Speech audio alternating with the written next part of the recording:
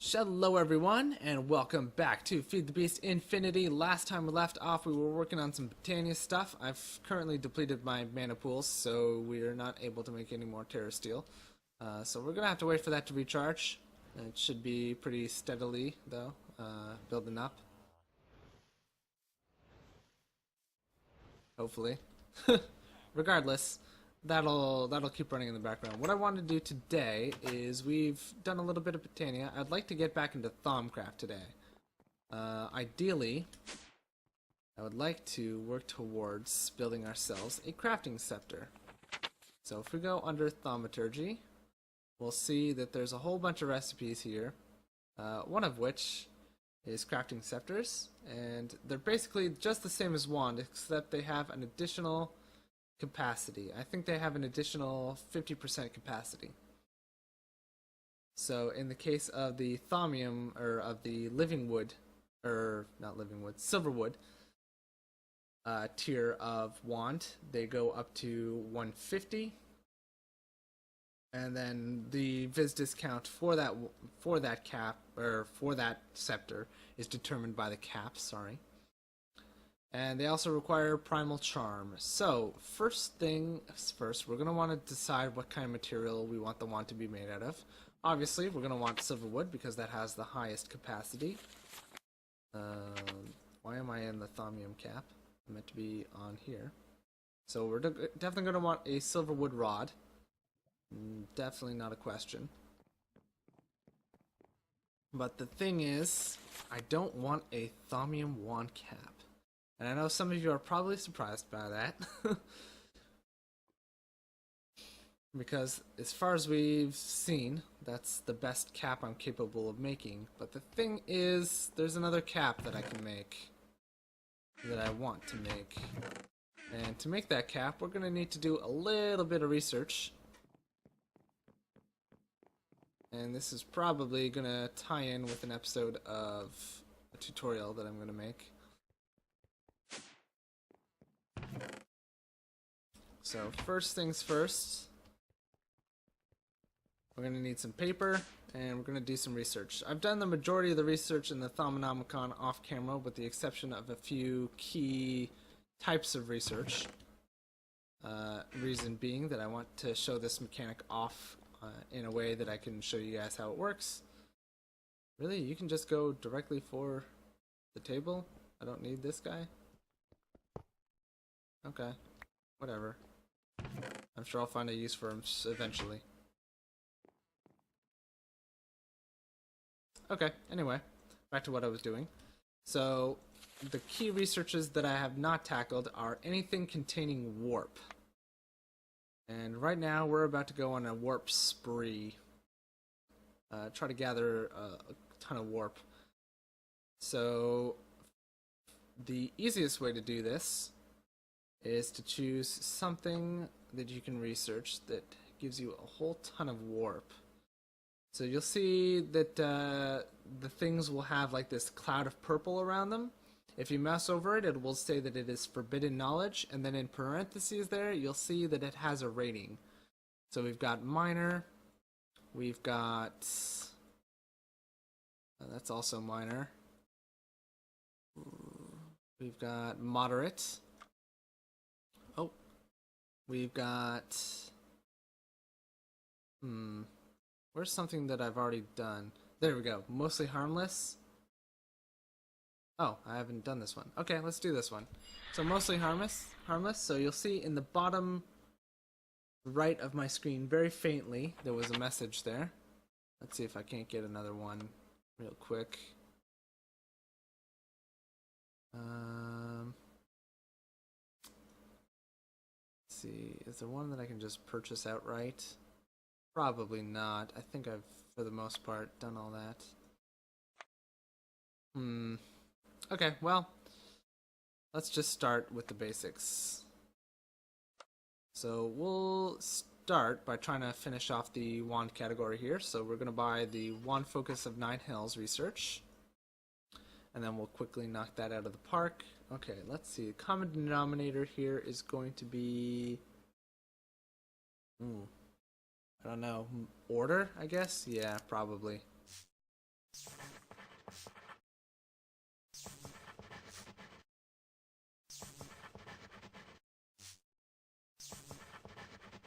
gotta refill the thing. Boop.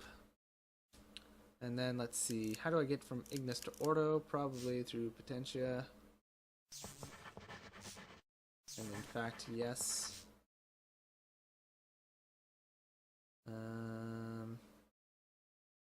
This is awkward.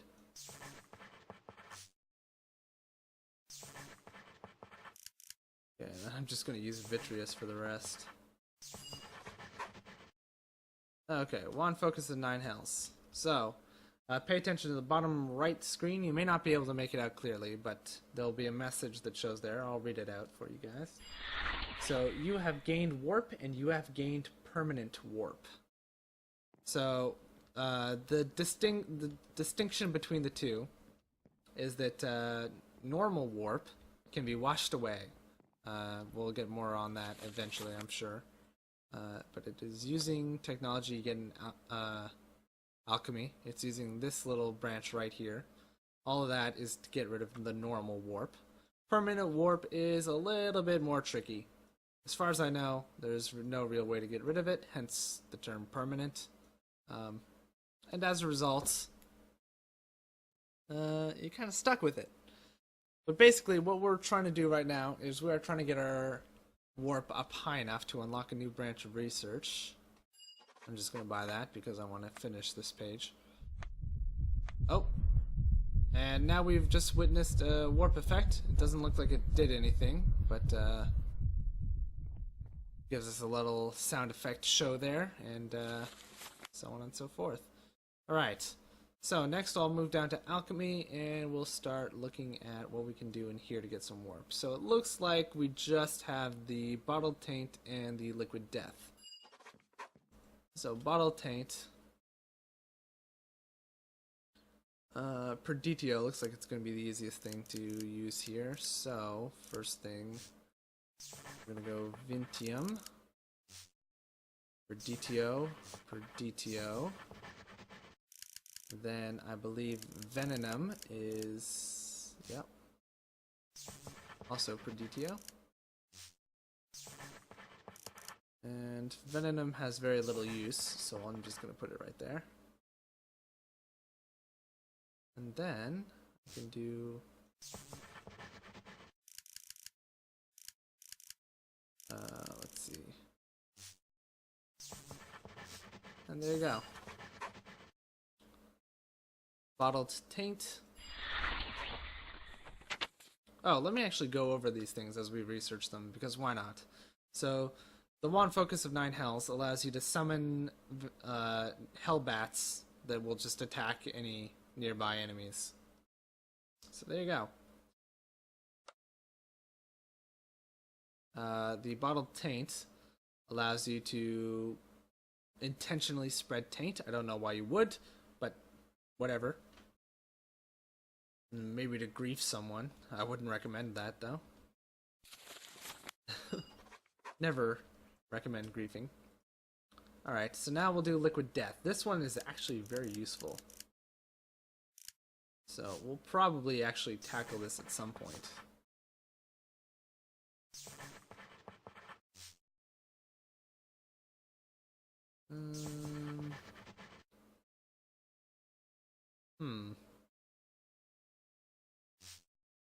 Well, for now.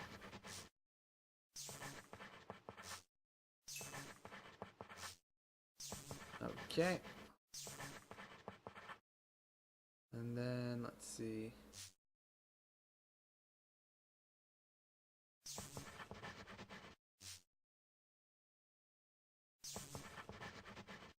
And I probably have more aqua, right? Yeah.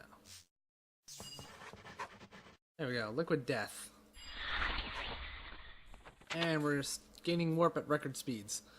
So liquid death is really awesome. Basically, it makes mob grinders really, really helpful. This liquid is so dangerously toxic that virtually nothing can prevent it from dissolving flesh, bone, and even harder substances.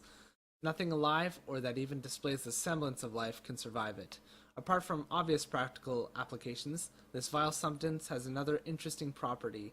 Any essentia a dissolved creature possessed form into crystals that can be harvested. So you know how you can scan mobs for aspects? Those aspects will then be given as dropped items in the form of Essentia crystals on top of the regular drops. So you can create a mob farm that gives you the normal mob drops plus crystallized Essentia. So it's super helpful for getting a backlog of Essentia of specific types. Like the thing I did the first time I used Liquid Death was I created a Crimson Knight spawner with Soul Shards mod installed. And basically the Crimson Knights, which are the Thaumcraft mobs that spawn around the obelisks that have the sinister nodes in them, you know, the big floating pillars with the sinister node underneath, and then a little platform. So yeah, so I had them going in, so I would get void metal seeds from them, as well as a whole bunch of humanists, and I think they also had alienists on them. So the big thing that I needed from them was I needed humanists so that I could make golems. So it made getting golems a whole lot easier because you could just get a whole bunch of humanists, then you could then break down that humanist into cognitio and bestia, and then you could break down the cognitio into spiritus. So that took care of... Actually, and then you could break down the bestia into modus. So it took care of all the essential requirements for golems, if I remember correctly. Yeah, it took care of all of the requirements for golems. It was super awesome. I assume zombies would be just as useful, but you wouldn't have to deal with rotten flesh and zombie brains. You'd just have the void metal seeds and the knowledge fragments. So, all in all, it was a very good setup. So now that we have Liquid Death, we can move on.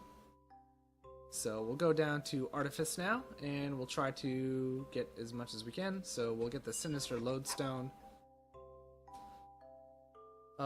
This one looks like air is going to be the common denominator, I think. The two of you are going to be Vacuo. And then air, air, and air. Yeah, that was super easy. More warp. And let's see, what else can I get for warp?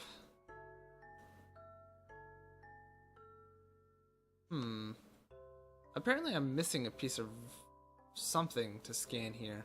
I might have to scan Thaumcraft armor, is what I'm thinking actually, now that I've given it some thought. Nothing left in Golemancy for Forbidden Knowledge, so I'm pretty sure we don't have to tackle any of the other stuff. I'm also trying to work towards getting the Kami stuff unlocked. So we need to complete all the vanilla research and all the Thaumic Tinkerer research before that appears. So let's move on to the Wand Focus of Ender Rift. It's mostly harmless, but it should be more than enough combined with everything else. Okay, so common denominator here is probably Perditio would be the easiest one to work with.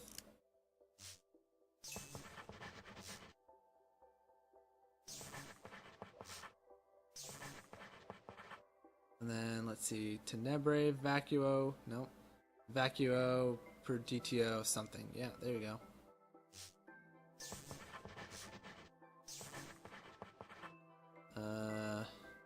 Let's use Death because I have more of it than anything else.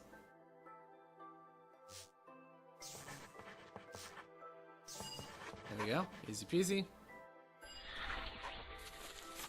Okay, so now we have that. What does this do? Oh, it allows me to access my ender chest at any point. That's actually kind of nice. Dynamism tablet. This is pretty helpful. I used to use this a lot, but less now. Instrumentum. Ordo is going to be our common denominator here, so let's get that rolling. Go like that. And then we're mostly just going to work with Vitreous from here.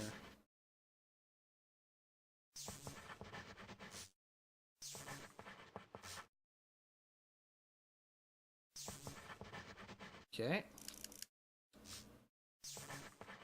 And there we go.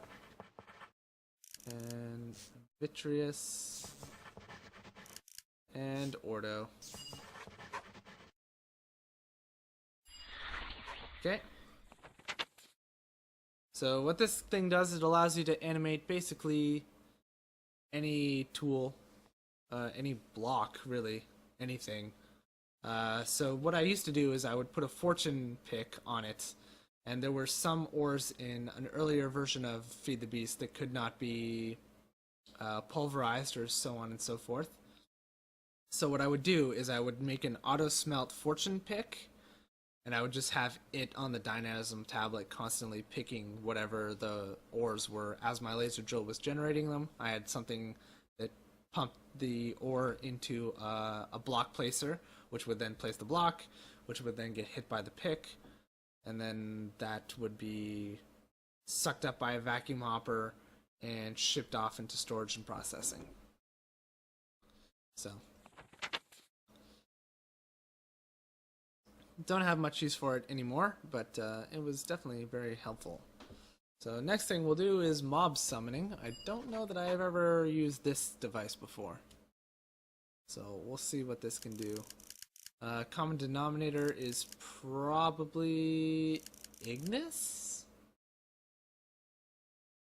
Yeah, Ignis.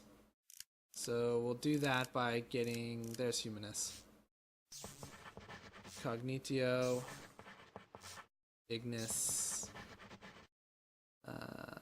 That's Ignis. And let's see here. Potentia. Ignis. We put Ignis here. And then we can put... what takes Ignis that I have like a lot of? Cognitio, really, but I could use that more usefully. Lux, I guess, is not too bad. Probably not going to use very much of that. And then we'll take Tellum and Era to close it off. Alright, mob summoning. So what does this do? You are able to use the souls gained from a cursed blade in order to summon mobs. Place 3 pedestals around a tablet of necromancy on the pedestals. Oh, on the pedestals, place 3 soul aspects. Different types of souls give different types of mobs. Every mob has different composition. So, soul aspect mesis. Condensed soul aspect mesis. By creating infused soul aspects, you are able to summon mobs without consuming soul aspects. Summoning using infused soul axe is much slower than normal. Oh, I see. So, oh, okay. Interesting. Okay. Good to know. That's all the forbidden knowledge I can get here. We probably have enough warp right now. We just have to wait for the thing to proc, but...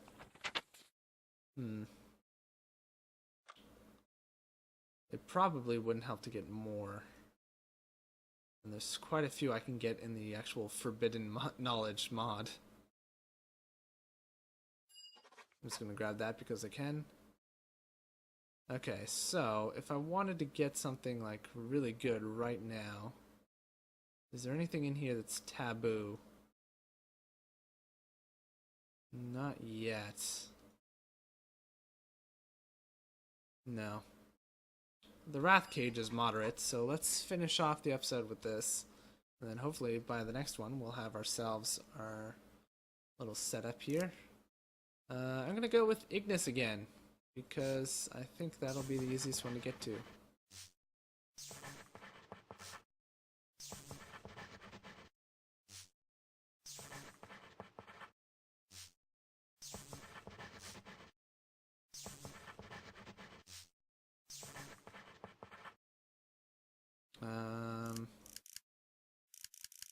Ignis, no.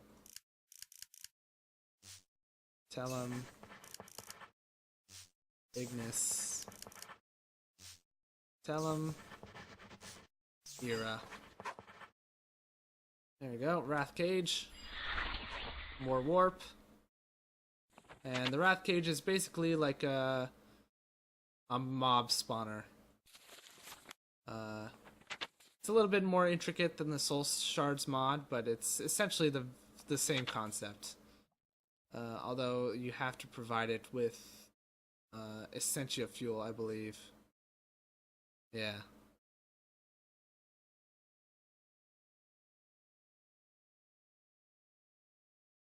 You can also accept Dissidia for some reason.